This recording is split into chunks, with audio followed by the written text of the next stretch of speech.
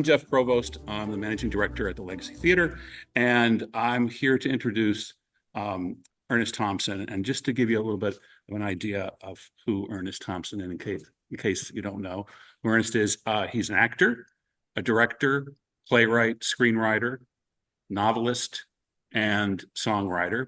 And he's the creator of more than 40 plays of various lengths, the most enduring On Golden Pond, which has been translated into 30 languages and performed on 6 continents, 10 films, and 250 songs. Can that be right? He's won an Academy Award and a Writers Guild Award and a Broadway Drama Guild Award and been nominated for a Tony, an Emmy, and a BAFTA. That's the British film equivalent. He's the author of the novel The Book of Maps and the soon-to-be-released Outclaws, and is currently in pre-production for Home on Golden Pond, the long-awaited sequel to his film.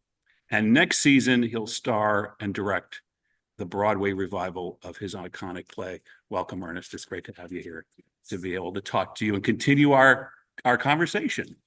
I think you've used up all the time just reading my bio, so well, nice talking to you. I got to give everybody some context. Of course, with me, it's easy because my relationship with you goes all the way back to 1979 when I was a 15-year-old usher at the Westport Country Playhouse.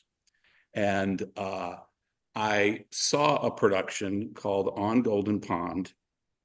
And I was a Tuesday night usher, and the shows ran, I think we ran like 8 performances. And I went back and saw it a second time on the weekend. I brought my mom to see it with me because I fell in love with the play.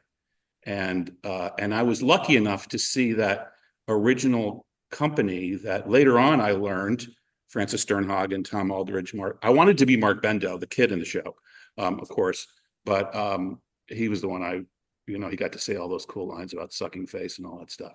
But I was mostly interested in this story that was happening not very far from where we were in Connecticut, and the regional feel to it. And that was On Golden Pond. And then later on, of course, I learned that it had been on Broadway and something. So bring us back to that period of time, because really what we're going to focus on today is the opposite of what we typically talk about in the theater. We'll talk about bringing the play from the page to the stage. But today we're going to kind of flip that and really concentrate on the next aspect of it, which is going from the page, going from the stage, the full production, and in this case, the Broadway show, and bringing it and making it into a movie, going back to the script and how that's done, and really want to kind of focus on what it's like to have a play and then have to make that a movie, or the challenges that come with that. So take us back to 1979 or whatever, the late 70s, that period of time, and kind of set it up for us, if you would. Well, I wrote the play in 1978. I was a 28-year-old out-of-work actor, and I didn't like being out of work, so I sat down and wrote some plays. I wrote 3 short one-act plays, and I had an agent who said it's hard to get one-act plays produced, so why don't you give me a full-length play? And I had just written this one called On Golden Pond. So it opened during a newspaper strike in 1978, which meant that the New York Times did not have an opportunity to express its true feelings about my masterwork, which is why we're having this conversation, because otherwise it could have died a sudden death. It was done on Broadway the following winter, starting at the Kennedy Center and then going back to New York.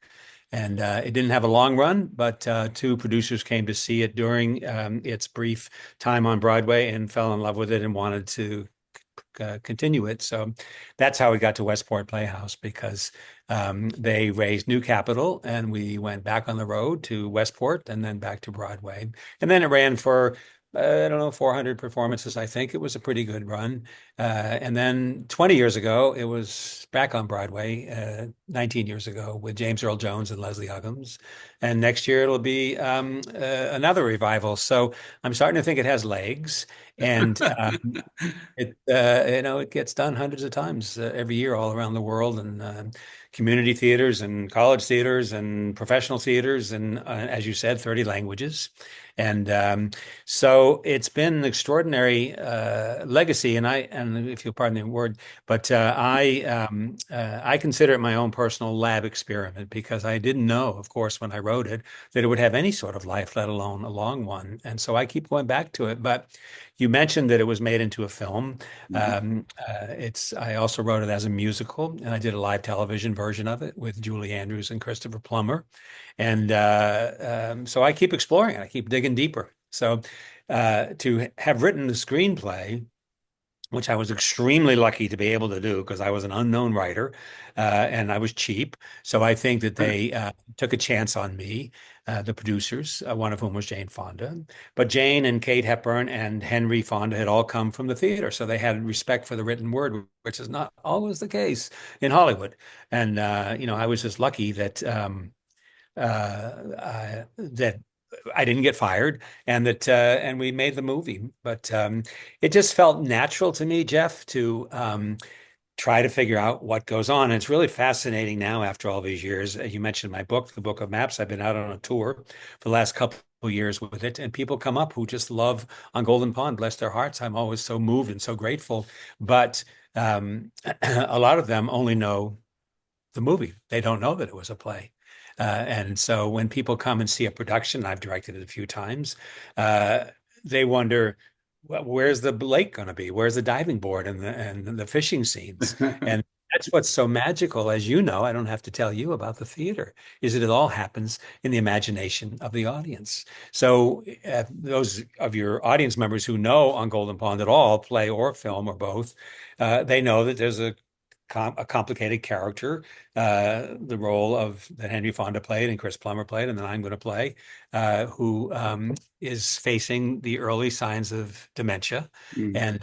and he's complicated and difficult, and you wonder if this guy's going to make it through the play, let alone the next year. And along comes this 13-year-old boy who's the son of their daughter's fiance, and he kind of shakes things up and wakes him up. And so it becomes sort of a multi-generational piece. And it was, never by design. I'd like to think I was that smart that I would write something that would continue to be done and that actors would age into playing the roles. But I just wrote what came to me. And here we are, 46 years later. Incredible. And now you can play Norman. I'm old enough, Jeff. Thank you. Yeah. However, it's really interesting because James Earl passed last week. Yes. And when we did the play with him 19 years ago, he seemed like the right age for it. And that was terrific. But I realized in it, counting backwards from his obit, he died at 93. He was younger when he played Norman Thayer than I am now. But originally, Tom Aldrich, the guy who created the role, was 50. And Charlie Yes. Durning did in LA. He was 51. So it doesn't really matter. Again, you've spent your life in the theater. That's what's so extraordinary about it is that we leave it to the audience's imagination to fill in the gaps. So when people saw James Earl, a man of color, playing a role that had been played by Henry Fonda famously, it took them maybe 2 seconds to think, oh, it doesn't matter. That's just who the character is. Yeah. And I cleverly, unintentionally, wrote into the play the age of every single character. So at the beginning of the play, the Katharine Hepburn, Franny Sternhagen character says, I'm in my 60s and you're in your 70s. He says both, but just barely on both counts. Norman says, Charlie must be 30 by now. Ethel says, Charlie is 44, 2 years older than Chelsea. So now we know all four ages. Yeah. The kid comes in and announces he just turned 13. And then his dad comes in and says, I turned 45 years ago. Brilliant. I wish I were that brilliant. But the audience doesn't have to be told anything. They don't have to figure anything out because we know. But I got to tell you, you're a tiny bit behind me. But when I was at one of your colleges, American University, Yeah. there was a famous British actress, Judith Anderson, who was touring in Hamlet, not Hamlet. playing Gertrude, but playing Hamlet at 75. And so I went as a smart ass kid thinking, well, this will be good. And it was great. It was incredible because she made me believe. So, I love the process of adapting. I've gone through it 3 times now. I adapted my play, The West Side Waltz, that Hepburn had done on Broadway and on tour, and I did as a film with Shirley MacLaine and Liza Minnelli and Kathy Bates, and now I've just shot a short film adapted from one of my first one-act plays called The Constituent. So I just love the idea of going in and figuring out what does it mean? All the stuff that we have to imagine or that the playwright kind of put on the page but didn't fully explain, I get to do now. And I get to just what we call in film opening it up. And I'll do the same thing with my book, The Book of Maps. And that time, I've begun having conversations about, can we do it as a streamer? Can we have 6 movies or 8 movies? Because it covers a lot of territory, both geographically and emotionally. This term that you just used, opening it up, that's a film term. So I'm putting two and two together here. If you're working on a play and you're on a contained set, like you are with on Golden Pond, one set, every time they go and have these other scenes that you don't see, they're in your imagination, as you were saying earlier, outside the 3 walls of the set. Right. So that this opening up concept is really at the center of what it takes to make a screenplay, isn't it? What was that experience like? Let's talk about on Golden Pond. I also want to get to West Side Waltz because there's a piece I want to read for folks who are participating in this. But what is that process like? And when the first time you heard "open it up," what did that mean, and what does it mean today? Maybe it's the same. Well, it didn't mean anything to me because I was the new guy on the block. But and I remember going into the office of the producer, Bruce Gilbert, who was Jane Fonda's partner, and saying, "Do you have any scripts?" And she said, "He said, I have a lot of scripts. I'm a producer." And I said, "Could I borrow a couple?" And I think he thought I was nuts, but I didn't even know how to write a screenplay. I didn't know how to write fade in an exterior house. So I needed a tutorial. So he gave me China Syndrome and Julia and Coming Home. And I took them up to my place in the mountains in California. And I just cribbed and I figured it out. But it's not hard. And I think if you took a room full of theater students, playwrights, Mm-hmm. and I teach as well, and I could put them to this challenge. Where would you go? Well, it's pretty easy. You're on a lake, but you don't see the lake in the play. So you widen the screen, you show the lake. And then what happens in the thing? Well, they talk about going fishing. Okay, we're going to show a boat. We're going to go out there. The girl comes in, the young daughter, 42, and says, it was embarrassing when I could never do a backflip. Backflip. Oh, that's going to be a great metaphor in the piece. The guy's beginning to come to terms with his mortality. Well, how do you illustrate that? And so I just started throwing pieces together, and that's what I continue to do. And actually, I love it. And I love going backwards too. And that's how you sort of introduce this conversation is you go from the idea to the page to the stage, from the stage to the film. But in some cases, as you see on Broadway all the time now, musicals become plays. And or Monty Python's Spamalot. It all falls into the realm of imagining. And so, I think a lot of times we think audiences aren't smart enough to be able to figure stuff out on their own. So we feel we need to explain, which I think is the kiss of death for any play, novel, screenplay. But it's happening right now, Jeff, in an extraordinary way with this thing called Baby Reindeer. I don't know if you've watched it, but I haven't, but I just heard about it recently. yeah, and it's really, really uplifting, I think. And as you know, I have this new play called Archie Parrish's Parting Words, and I want to do it at your theater because I want audiences to see how that starts. And in the case of Archie Parrish, which was true of Baby Reindeer, it's one guy playing a lot of characters. So those in your audience who know Baby Reindeer, and you're the only person in America, incidentally, who's not watched it, you will, people see this one guy, Richard Gadd, who's an extraordinary writer and actor, who began at Edinburgh Fringe Festival, and he played all the characters. So he played the stalker, and he played the predator, and he played other people in his life, in his bar, the transsexual. And I do the same thing with Archie Parrish's Parting Words. So someday your audience will see that play see me playing 7 or 8 characters, and then tune back in a year, 2 years later, and see those characters played by other actors Mhm. coming to life. So in Baby Reindeer, there's a woman who's his stalker. She's this very large, very zoned out character, but he had to ask the audience, okay, imagine me, a skinny guy in Scotland, playing this large woman. And so, that's where there's a partnership between the artist and the audience, or the author and the reader. And I go through this all the time. You listed all the stuff that I've done, and I keep doing because I just feel that we have a compact. So I, as the storyteller, do my job. I write the stuff down, and then I challenge you, the audience or the reader. You do the rest. You fill it in. And so it's not foolproof. And even though On Golden Pond has been done probably about 10,000 times, that doesn't mean that everybody loved it or that everybody understood it or everybody related to it. But lots and lots of people have. And that's, I think, part of the game of it, but also it's part of the gratification because when I was at American University, where I know you spent some time, I had a professor named Nick Howie. I don't know if he was still there when you stumbled onto campus, but he said, if you succeed in moving one person in your audience, whether you're actor, writer, director, dancer, then you've succeeded. And so I take that as a as a comfort, but I also I understand that equation, and so I never panic about whether something is going to succeed or not. I don't worry about the grosses or the box office. That's someone else's problem named you. I worry about did I do my job, and is the audience or the reader going to be able to respond accordingly?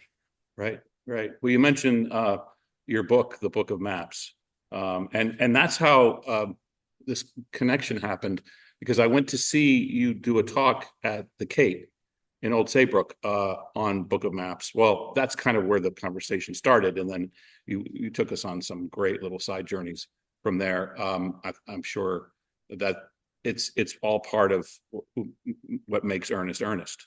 But I also think I remember you telling a little anecdotal story about a moment in the film of On Golden Pond that a lot of people remember when they think of the film, when they think of Henry Fonda and Kate Hepburn in the film. They hone in on this one scene where she talks about him being, well, it's going back to your dementia, talking about dementia. It's the evidence of Norman's dementia when he comes back after picking strawberries. Yep. And then what I think the film, the line that's the stickiest line is this thing about "You're my knight in shining armor." Yeah. Tell us about that because it's a big part of what people connect with, I think, with the film. Well, if you see me growing green in the gills, it's only because I hate that line. But Kate wanted it, and she felt it was necessary to sort of gild the lily, and I didn't. So it was an ongoing conversation. But I am a team player and a good sport. And how do you say no to Katharine Hepburn? You don't. So I wrote the scene, and she the speech, but because you're a man of the theater and because your audience now you're kind of on the fence between your film audience and your theater audience. So in the film, Kate wanted to say, "You're my knight in shining armor, and I'm going to get on the horse and we're going to go, go, go." It makes me want to throw up when I hear it. However, it was the second highest grossing movie of 1982. So what do I know? I'm not giving my Oscar back.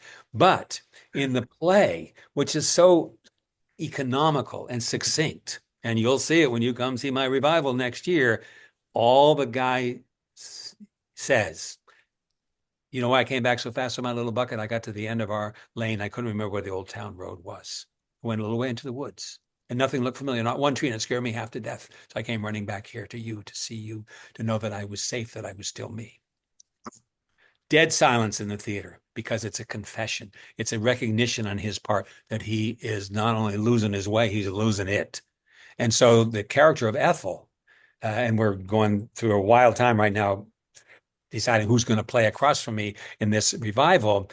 All she says is, after she gets over the shock of realizing that her husband is fading away from her, she says, "Of course you're safe, my darling. And you're definitely still you. And after lunch, after we gobble up all those strawberries, I'll take you down to the old town road and you'll remember it all, my darling. We've walked it 1,000 times." End of scene. And it is so much more powerful. Partly, you know why? Because the audience gets to fill it in. And I've had so many people come up to me on my book tour, so eager to share a testimonial or a confession of their own. Do you know what that story meant to me? And I've had people whose fathers or mothers or grandparents suffered from dementia. And so they got to put their spin on it. Not the Katharine Hepburn spin and not the Ernest Thompson spin. I just sort of put it out there as an invitation. And then you, as the audience member or the reader of the book of maps, you get to fill in the rest of it. Yeah. And the simplicity of it is the way it just hovers there. It draws you in even more. It's even more magnetic that way. I agree with you.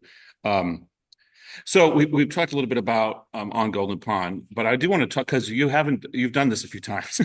You've taken one of your plays and you've turned it into a movie, movie script. I want to, so I have both here. I want to talk about West Side Waltz for a minute because you're talking about Kate Hepburn, and she wrote the foreword to the book version of your script. And so I just want to take a minute or two to share a piece of it. I'm not going to read the entire 3-page foreword, but I do want to read this little part of it because I think it's something. She says in the foreword to West Side Waltz, the play version, she says, Ernest Thompson is bringing the ordinary human back to life. He's making him or her fun to be with. This is what appeals to me so much in his writing. It is a warm delight to people to see themselves and their very real and simple problems brought to the fore with humor and with sensitivity. Again, simplicity, simple, and it just hovers there, and we have to deal with it in whatever way we can. There's another, so I'm skipping a whole section about what happens. What is this? This is a larger section of the foreword, but let me read this. I love this. On Golden Pond and the West Side Waltz, a group of average humans are gathered together with a warmth and humor and understanding that are sheer delight. I have to switch glasses because I'm reading now. The young, medium, old, very old, sick, well, living in perfect regulation American circumstances. You are taken along with them to observe what could be a period of time in any of our lives. He reveals them to us with an incredible sensitivity, a delicious humor, and a remarkable sense of words and rhythms. And then she questions it. She says, from whence cometh all this wisdom and delight?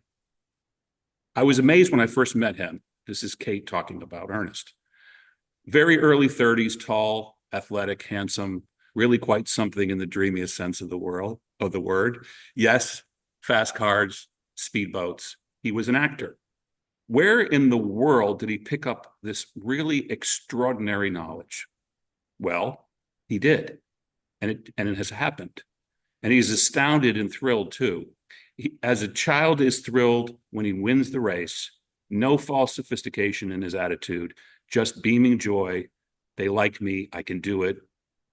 Oh, life. This is, I think I mean, I don't know if I could necessarily find a through line. I don't know all of your work well enough to do that. But this is a common thread certainly in your plays, and now that we're talking about turning those plays into screenplays and into films. It's getting back to a foundational element that is undressed. It's the opposite of dressed up. It's sort of raw and basic to what makes us human. And it touches a nerve in so many of us in a way that we don't always get that opportunity to feel when we go to the theater. The great pieces of theater remind us of what it's like to be human. And in this way, I think it's really it's something else. It's something special. So I want to talk about this play. Or I would like for you to talk about this play. Now you write a play. Kate Hepburn is in the play on Broadway with Dorothy Loudon and a terrific supporting cast. Tell us about that adventure, because how much time has gone by now between on Golden Pond and the West Side Waltz? Sorry, all I heard was young and handsome. So, yeah, and fast cars and speedboats. Yeah, Kate was a little miffed that I didn't send her flowers right away because she was very old school. But boy, you can believe I sent her lots of flowers after I read that introduction because I couldn't have written it more better myself. Um, that's a great question you're asking. Actually, I knew Kate Hepburn, and we began talking about the West Side Waltz, which I had just written before on Golden Pond. And I had been awarded the George Seaton Grant for Playwrights. And George Seaton was the writer director of a lot of great movies, including A Miracle on 34th Street. So I cannot tell you how thrilled and honored I was to be given actual money to continue my career as a writer. On Golden Pond was at the time off Broadway, but I had no idea that it was going to stick.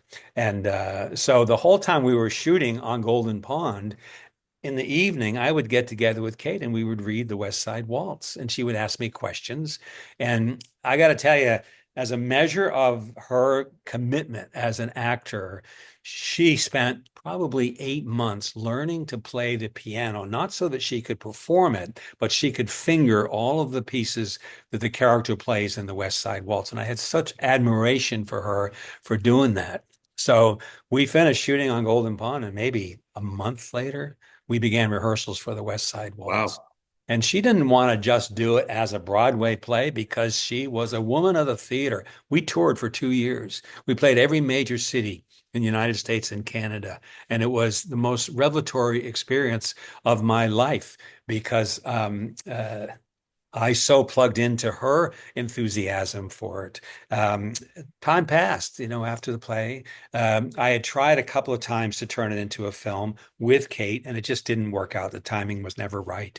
And so 20, almost 30 years ago now, I was approached again about doing it as a film for television, and I leapt at the opportunity. But by then, it was really too late for Kate to do it.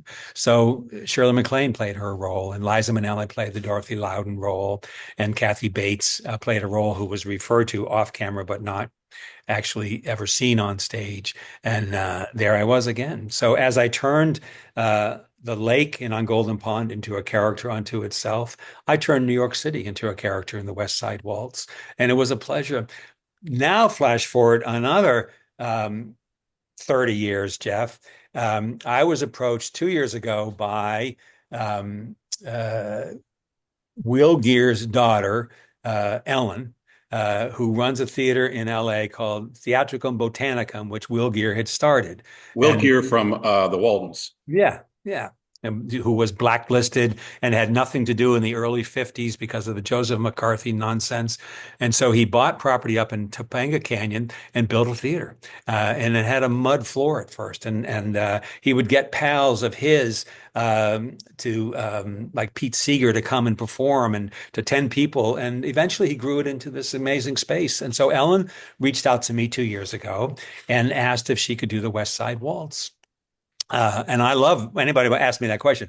I'm so used to On Golden Pond being getting performed, but not always with the West Side Waltz. It's a challenge. People have to learn how to at least fake playing the piano. The Dorothy Loudon Liza part has to be able to fake playing the violin and stuff like that. So Ellen wanted to do it with her sister, who's a wonderful actress, and her daughter. And how could I say no? So, and Ellen is a terrific actress.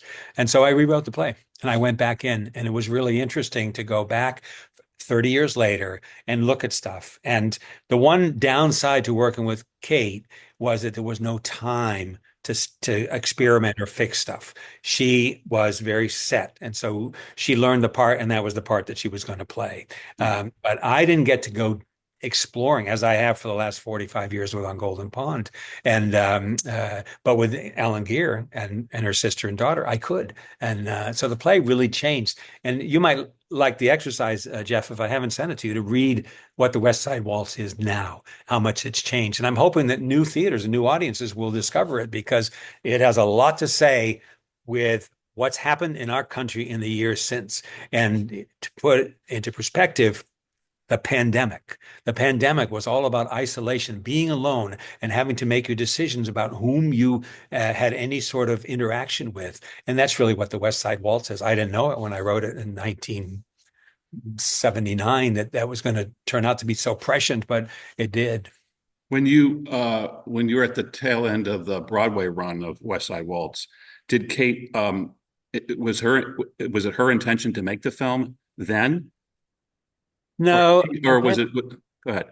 she didn't really think in terms of film, I don't think.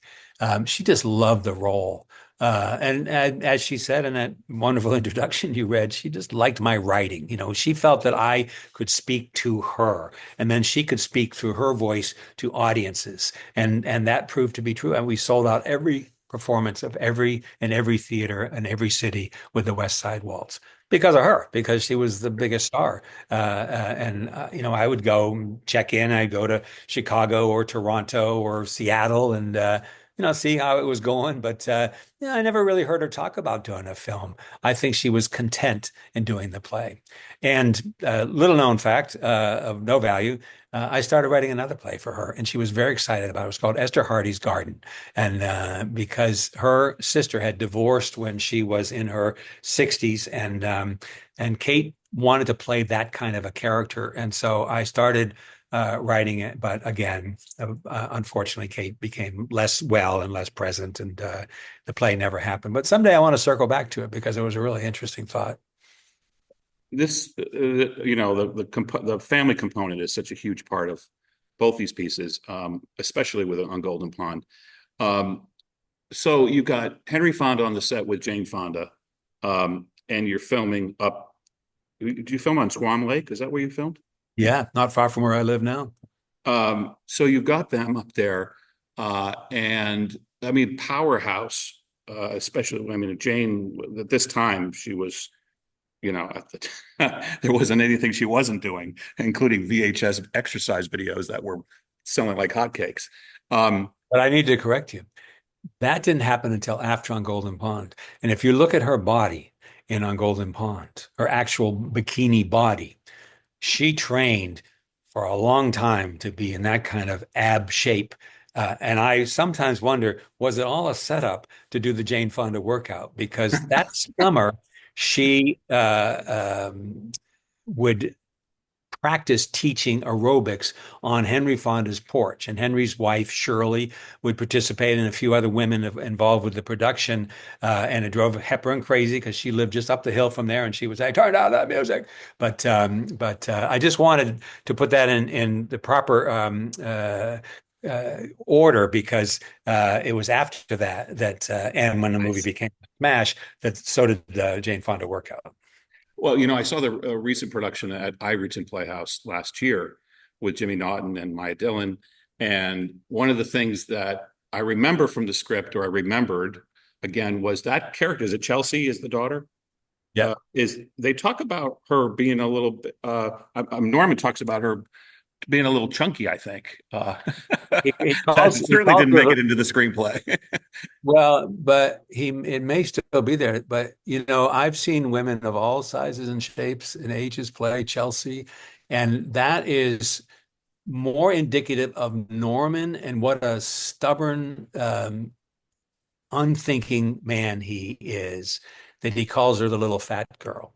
And she Oh, says in the course of the play that when she was a kid, she was not skinny. So it doesn't matter at 42. In a way, it's even more touching, poignant, and sad and angering that he calls her a little fat girl. And Ethel has to say, "What are you talking about? She's thin as a rail." So in a way, Jane really did step up to that. And as I said, it's really about the spirit of the character, because she's a complicated character, you know. And I often think about this, Jeff, and you'll see it when I am back on Broadway with it. that Norman Thayer was a college professor of English at an Ivy League school, University of Pennsylvania. So that meant that for 40 years or so, he stood in front of an audience, classroom or lecture hall, and regaled his students with stories of great literature. And that often gets lost, that aspect of his character, because people go for the humor or they go for the on encroaching dementia. But he had to be that professor. And I don't know if you were lucky enough at AU or Catholic U to have that professor. Some of us have, and it's been eye-opening. I had him as an English teacher in high school who just turned on lights for me and made me see life differently than I ever would have. But so I'm only saying that because imagine that guy as her father. That demanding, super intellectual guy, there's no way that she could measure up. So it wasn't that she wasn't a boy or the son he never had. It was that she wasn't able to rise to the challenge that he would put out there. And that's why it's so revealing when the boy comes along and Norman starts throwing books at him. And when I do it, I literally throw books at him. All the children's classics of Treasure Island and Robinson Crusoe Whoops. and Robin Hood, because Norman now has what he would consider a viable challenge. Yeah, when you get to that part of the play, it's it's one of those moments where you, like, as a man, you just kind of back off and say, okay, he wants to articulate this, but I'm getting out of this scene. So we've got, time-wise, we have just a little bit. We have about, I guess, about 8 minutes before the hour is up. And I do want to open it up. Let me just finish reading. I just want to read one more part, and then I want to open it up for questions. This also continues the last part of the introduction that Kate Hepburn did in New York City in February of 1982 at the introduction to, for those of you who came in late, The West Side Waltz is the second play that Ernest turned from play into a screenplay, into a film. And this is, now she's talking directly about Ernest. Wasn't I lucky to run into him? That's what I'm thinking. And that's what his ever-increasing public is thinking. There is something enormously healthy about laughing at oneself. If it helps you to pull yourself together and to march on down the road of life, and hear Kate in that, right? That, which is, as we all know, chock full of hurdles. But wait, there's a bright spot. Where? Over there. See it? Oh no, it's gone. But just keep looking. To me, his contribution is uplifting. That's the way she ends the introduction, and I think it's a great way to end the conversation, but I do want to open it up for any questions that we may have. And Keely, can you help me with the... Yeah.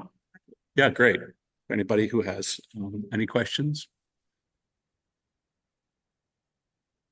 We had people coming in from the theater and staggered times, but Keely, did you have anything you wanted to bring up? Our artistic director is here, so I'm opening the floor to her. Well, first of all, just thank you so much for your time and sharing it with us here. We've all, I feel like everybody has seen On Golden Pond, and then it's like this iconic piece that speaks so beautifully to just human nature and relationships. If there was, particularly for that piece, if there was kind of a crowning moment or scene or preparation for the making of it in any iteration, what would it be for you? You mean in the writing of the play or the adapting of it into a screenplay? If there's a thought that comes to mind in any one of those iterations, I'd love to hear that one. Well, the joke is that I didn't know really what I was writing. I didn't know how to write a play. Originally, it was 150 pages long. Now, most of my plays are 62 pages long because I realized the importance of economy. But I really thought I was writing about the end of an era. And I was very conscious as a young boy that things were changing on the lake we would go to in Maine, and that condominiums were coming, and the very beginning of computers. And so in a way, the older couple became sort of metaphors for that change. But somewhere there, I had to make them real. My father was a college professor, so I had a little bit of available research. But I think when I understood, and I say this to the writers who come to my workshops, that I could be moved by what I've written. And so Jeff was just mentioning the scene where Norman goes off to look for strawberries and gets lost, and it scares him to death. And so when I wrote that, uh, it made me tear up. And I thought, maybe I'm on to something. And I say to the writers who come to my workshops, if you can write something and it moves you, it's probably going to move someone else too. And it's the same with my novel, The Book of Maps. There, I did the audiobook of it, which is really how my play Archie Parrish came about, because I played 83 characters and doing the audiobook. But there are moments in it that my wife said, "Hey, good luck reading that," because it makes me cry. And so it's very personal in that way. And people would say, at when I was 28, when I wrote it, why? First of all, why would you write a play about an old man? And how could you know anything about old men? And I don't. I didn't, and I don't now. But I know how I feel about stuff. And when I realized as a burgeoning playwright, storyteller, that I could use my own life experience to talk about the human condition. And I always say to other writers, the best way to make something universal is to make it personal. And that's what I did with on Golden Pond, with the West Side Waltz, with Archie Parrish, with the Book of Maps. I always talk through about myself through other characters, about my emotions, my fear, my joy, my trepidation, my insecurity, my whatever it is, because that adds up to the human condition. And so it was a great learning experience for me. And here I am, 46 years later, still learning, still fine tuning that play. And there are people who have been around long enough who had seen the original play at the Hudson Guild Theater in 1978, who may come next year and see it and say, is something different? And yeah, there is something different, because it's gone through lots of ringers in the meantime. It's gone through being adapted to a screenplay, being made into a musical, being made into a live television production. And the writer keeps fine tuning, because I think it's not only my privilege, but my responsibility to do so. And it's the oh, Ernest is still alive thing, because I drive Dramatists Play Service, which is the publishing licensing company now called Broadway Licensing.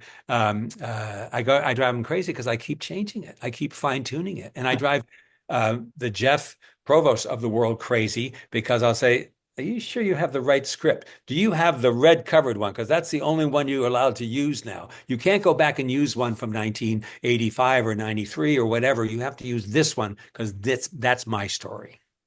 I hope that whatever version of On Golden Pond is out there, I hope that Norman is still an old poop. Norman is always going to be an old poop, and I've closed productions when theaters fail to uh, honor that sort of legality of, oh, you're supposed to say it the way the guy wrote it. Yeah, right. Yeah, don't bring him, don't scrub him up too much, because we love him just the way he is. He represents so much of a connection that we have with a certain generation of our families. It's true. And, but that didn't end in 1978, because, my wife says, I think I know now why you wrote Norman Thayer, because maybe I'm starting to become more like him. But a lot of it is just generational. And it's interesting to me that sometimes people will do the play as a period piece, as if it was 1977 or 1978. I do it as contemporary, because those conditions never change. And that's why it's in 30 languages on 6 continents, because it is universal. And and people will say now, well, wait a minute, people don't have dial phones. Well, actually, I do still have a dial phone. Well, you can't dial 0 and get the operator. Actually, you can dial 0 and get the operator. She may take a while, or he to answer, but that's not even the point. The point is that relationship husband, wife, father, daughter, grandfather, grandson never changes. It doesn't matter what the culture is. It doesn't matter what the year is. It is always going to be. And I think that's why the play has persisted for almost 5 decades now, and why I think it will continue to. Yeah, I think so too. Thank you so much for your time today, this Monday afternoon. And my pleasure. And, Hanging with you folks. It's great. And we will be sharing this with our audience, with the Blackstone Library audience, as well as a recorded conversation. But again, thank you. And we'll see you again soon. Norman, are you back already? You barely left. Oh, moved fast. Ran all the way, picked that stop, and ran all the way back. Let me see what you got. I'll just dump in with yours. No. Not a single berry. What's the matter with you? Must have eaten them all. Retired people sought for hand-bill delivery. Some walking involved. I should call. I can walk. Is that why you came rushing back here to read those goddamned ads?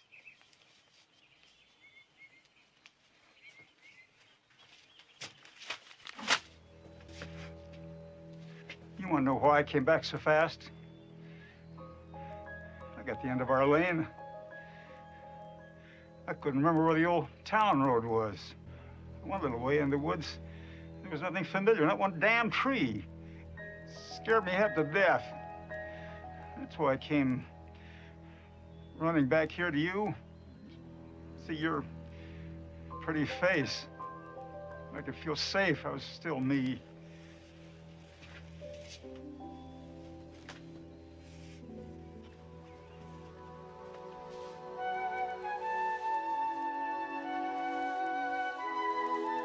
You're safe, you old poop. And you're definitely still you. Picking on poor old Charlie. After lunch, after we've gobbled up all those silly strawberries, we'll take ourselves to the old town road. We've been there 1,000 times, darling. 1,000. And you'll remember it all. Listen to me, mister. You're my knight in shining armor. Don't you forget it. You're gonna get back on that horse, and I'm gonna be right behind you, holding on tight, and away we're gonna go, go, go. I don't like horses.